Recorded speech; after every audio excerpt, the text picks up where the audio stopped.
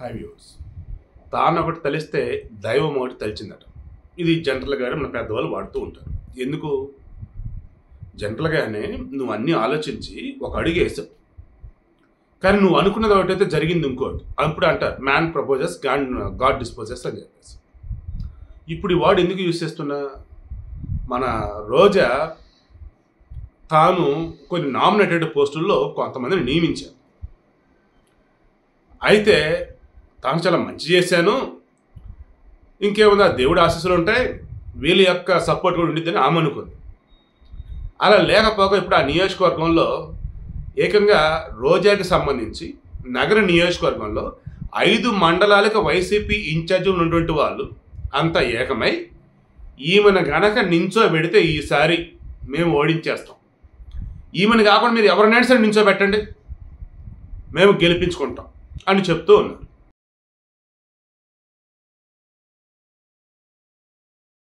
సరే, ఏం జరిగిందంటే మొత్తం ఎక్స్ప్లెయిన్ చేస్తుంది ఇందులోని. ఈ మూమెంట్లో పాపం సలాం అని వచ్చాడు. పాపం వాడు ఎందుకు యూజ్ చేశాను? ఆయన మన తెలుగువాడు కాదు, ఆయన తమిళం. పోనీ తమిళం వ్యక్తి అయినా వైసీపీకి సంబంధించిన పదవిలో ఉన్నాడా? లేడు. అసలు మన రాజకీయాలకు సంబంధం ఉందా? లేదు. ఆయన భార్య మినిస్టర్గా ఉన్నారు, నగర ఎమ్మెల్యేగా ఉన్నారు. ఈయన గతంలో కూడా మా ఆవిడ అసలు ఎవరని ఏమీ అనదు, చాలా తను సెన్సిటివ్ అని అన్నప్పుడు జనాలు, బాబు మీ ఆవిడ చాలా సెన్సిటివా, ఆమె ఎవరిని ఏమనదా, ఆమె మాట్లాడినప్పుడు నేను విన్నావా అని చెప్పేసి గట్టిగా వీడియోలు బయట పెట్టేశారు. ఏది మొన్న నారా చంద్రబాబు నాయుడు సంబంధించి కావచ్చు, నారా భువనేశ్వర్ సంబంధించి కావచ్చు, లోకేష్ సంబంధించి కావచ్చు, మొన్న మాట్లాడిన మాటలను బట్టి ఆమెను తిరిగి బండారు సత్యనారాయణ సమ్యూరు ఒక ఆయన ఉత్తరాంధ్ర అతను ఒక అతను అన్నాడు కదా, ఈమెకు సంబంధించి కొంచెం నెగిటివ్ వేలో మాట్లాడున్నాడు, ఆ వీడియో బయట పెడతాం అదని ఇదని. అప్పుడు ఈమె కూడా ఏమంది, సుప్రీంకోర్టే చెప్పింది ఆడదానికి నచ్చినట్టు ఉండమని, నువ్వెవరా నా గురించి మాట్లాడదని ఆమె అంది. ఆవిడ జనాలు వచ్చేసి అరే ఆల్రెడీ ఆమె చెప్తుంది కదా ఆడదానికి నచ్చినట్టు పథకం సుప్రీంకోర్టే చెప్పిందని, మళ్ళీ నువ్వేందా మధ్యలో అని. అలా ఇందులో మళ్ళీ ద్వంద్వార్థాలు, డబుల్ మీనింగ్లు కూడా ఉన్నాయి. ఇటువంటి మూమెంట్లోనే తమిళనాడు నుంచి ఈ ఖుష్బు, రాధిక, మీనా మరికొంతమంది ఈ రోజాను సపోర్ట్ చేస్తూ మాట్లాడిన మూమెంట్లో కూడా మరలా అన్నారు, దగ్గరుండి సెలవున వాళ్ళ చేత మాట్లాడిస్తూ ఉన్నాడు, వాళ్ళకి ఏం తెలుసు నీ రోజు పాలిటిక్స్ గురించి, సినిమాలో ఉన్న రోజా తెలుసు, వాళ్ళకి పాలిటిక్స్లో రోజా గురించి తెలుసా అని మరలా ఎవరైతే రోజాకి సపోర్ట్ వచ్చారో వారందరూ ట్యాగ్ చేసి రోజా వీడియోలు మొత్తం పెడితే వాళ్ళంతా సైలెంట్ అయిపోయారు. ఆ తర్వాత సెలవున కూడా సైలెంట్ అయిపోయాడు, ఇష్యూ కూడా ఓకే సైలెంట్ అయింది. బట్ ఇప్పుడేంటి, మొన్న మధ్య కూడా పార్టీకి సంబంధించి ఎక్కడ జోక్యం చేసుకోవాలి, మా ఆవిడ ఎటువంటిది, ఎటువంటి మెంటాలిటీ, ఎటువంటి యాటిట్యూడు అన్నది ఆయన చెప్పుకొచ్చాడు. ఈసారి ఏం చేస్తాడు, పార్టీకి ఇన్వాల్వ్ అయ్యాడు. ఎందుకు? ఆ నియోజకవర్గంలో ఉన్నటువంటి వైసీపీ వాళ్ళే రోజాకి వ్యతిరేకంగా మారేసరికి తట్టుకోలేకపోయాడు. నా భార్య నియోజకవర్గాన్ని ఎంత అభివృద్ధి చేసింది, అదేమంటే నా భార్యని కాదని వేరెవరన్నో నించోబెడితే సపోర్ట్ ఇస్తాను మరుగుతూ ఉన్నారని చెప్పేసి అన్నాడట ఆయన. దాంతో మేము కుక్కలమా, మరుగుతూ ఉన్నామా, ఎవడు అసలు నువ్వు, నీకేం పని అసలు ఇక్కడ, నువ్వు తెలుగుడివా కాదు, వైసీపీలో నీకు పదవి ఉందా లేదు, ఏంటి అది నీకేంటి అవసరం ఇక్కడ, మమ్మల్ని ఇష్టం నువ్వు మాట్లాడతావా, రోజాని నించోమని చెప్పు, దారుణంగా మేమే ఓడిస్తాం, అసలు రోజాకి టికెట్ ఎవరయ్యా అధిష్టానం ఇస్తే మేము ఊరుకోము అని వీళ్ళు అంటా ఉన్నారు. పాపం ఇప్పుడు అసలు ఏం మాట్లాడాలో ఏంటో కూడా తెలియని స్థితిలో ఇప్పుడు సెలవుమని ఉన్నాడు. అందుకు నేను స్టార్టింగ్ పాపమని వాడు. ఇక రోజా టాపిక్ వచ్చినట్టయితే స్టిల్ ఆమెని ఐరన్ లెగ్ అంటున్నారు కొంతమంది. నాకు ఆ విషయంలో నిజంగా చాలా బాధ. ఎందుకంటే పాపం టీడీపీలో ఉన్నప్పుడు అలాగే అని, వైసీపీలో గెలిచిన తర్వాత కూడా అలాగే అంటే ఏంటంటే అసలు ఆమె మొన్న మధ్య కూడా చాలా సిన్సియర్గా చెప్పున్నారు. షర్మిల వచ్చేసి మీ గురించి మాట్లాడుతూ ఉంటే, షర్మిల నువ్వు మీ నాన్న పేరు చెప్పి రాజకీయాలు చేస్తున్నావు, నేను అలా కాదు, సినిమా ఇండస్ట్రీలో నా స్వయం కృషితో ఎదిగా, రాజకీయాల్లో నా స్వయం కృషితో ఎదిగా అని అంది.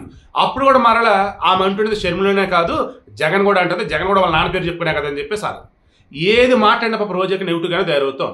ఇక ఇప్పుడు ఆమె ఏమంటుందంటే, ఎవరైతే ఇప్పుడు ఆమెకు రివర్స్ అవుతూ ఉన్నారు వారికి ఆ పదవిలో రావడానికి నేనే కారణం, ఒక జెడ్పీటీసీ మెంబర్ కావచ్చు, లేదన్నప్పుడు శ్రీశైలం బోర్డు చైర్మన్ పదవి కావచ్చు, మరికొన్ని.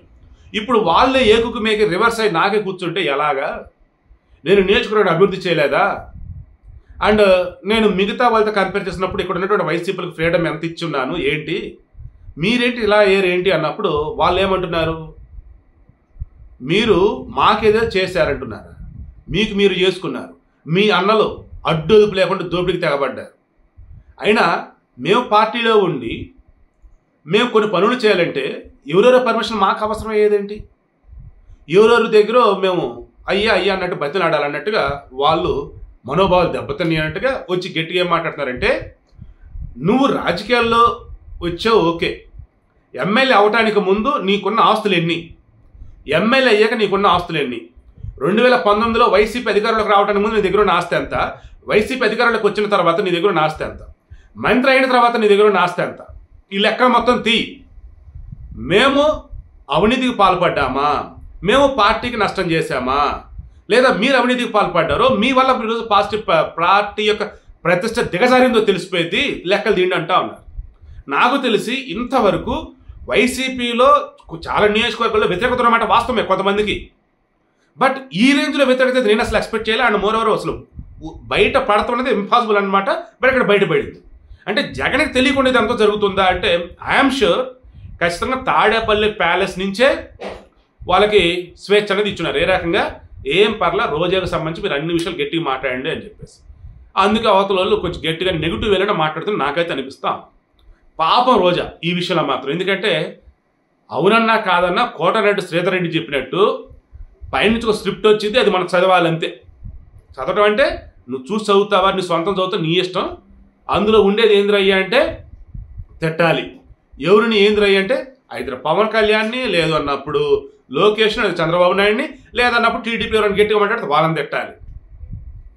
ఇంతే ఉండిద్ది, ఇంతకుమించి ఏముండదు. అది కానీ నువ్వు చెప్పలేదనుకో ఇక నీకు కథ వేరే ఉండిద్ది. నా పరిస్థితి అదేరా బాబు అని చెప్పేసి కోటరెడ్డి శ్రీధర్ రెడ్డి చెప్పాడు. ఇప్పుడు రోజా వచ్చేసి చూసుకుంటూ ఉంటే ఆమె నేను గతంలో కూడా చెప్పున్నా, ఆమె బేసికల్లీ యాక్ట్రెస్ అన్నప్పుడు ఎలా ఉంటుంది, వాళ్ళకి స్క్రిప్ట్ ఇస్తారు, స్క్రిప్ట్ మొత్తం చూడాలి అండ్ డైలాగులు టేక్ అనగానే డైలాగ్ చెప్పేయాలి, కట్ అంటారు ఆగిపోవాలి. సో ఇక్కడ వచ్చేసి ఇంకేంటి, మేడం రెడీ, కెమెరా రెడీ అని ఎదుటి వాళ్ళు చెప్పగానే స్టార్ట్ చేస్తారు. ఇక అంతా అయిపోయినప్పుడు ఆమె ఆపేస్తారు. ఇక్కడ ఈమెకున్న అడ్వాంటేజ్ ఏంటంటే ఇందా చెప్పినట్టు యాక్ట్రెస్ కదా, సో స్క్రిప్ట్ ఏమీ లేకుండా కూడా చెప్పొచ్చు అనమాట. బట్ ఈమె కానీ వైసీపీలో ఉన్న వాళ్ళు కానీ మాకు అటువంటి స్క్రిప్ట్లు ఏమి రావు, ఇదంతా మా సొంతంగా చెప్తాను అంటూ ఉంటారు. బట్ ఆ పార్టీ నుంచి బయటకు వచ్చిన వాళ్ళు మాత్రం వాళ్ళని తిట్టాలి, ఏదో తిట్టాలి అంటారు. మొన్నటికి మన మైలవరం వసంత కృష్ణ ప్రసాద్ ఆయన కూడా ఇదే మాట అన్నాడు. అంతేందుకు లావు శ్రీకృష్ణదేవరాయలు నర్సరాపేట ఎంపీ అతను అదే చెప్పుకున్నాడు. పార్టీ నుంచి బయటకు వచ్చిన ప్రతి ఒక్కరు చెప్పేది ఒకటేనండి, మేము తిట్టాలి, అలా తిట్టకపోతే మా పదవులు ఉండవు, మా వల్ల కాదే బాబు మేము అందుకే బయటకు వచ్చాను అంటారు. మరి రోజా రేపు నగరంలో సీటు పొందిద్దా లేదా, ఒకరు వేరే చోటకన్నా ఇస్తారా లేదా, ఒకరు ఇవ్వకపోతే ఆమె ఓపెన్ అవుతారా లేదా, let's wait and see. Serious ఈ విషయంలో అయితే మరలా చెప్తున్నా, ఏ నియోజకవర్గంలో లేనంత వ్యతిరేకత ఈ వైసీపీకి సంబంధించి నగర నియోజకవర్గంలో రోజా పాపం ఎందుకు ఎదుర్కొంటుంది ఏంటో ఆమెకు తెలియాలి, తాడేపల్లి ప్యాలెస్కి తెలియాలి.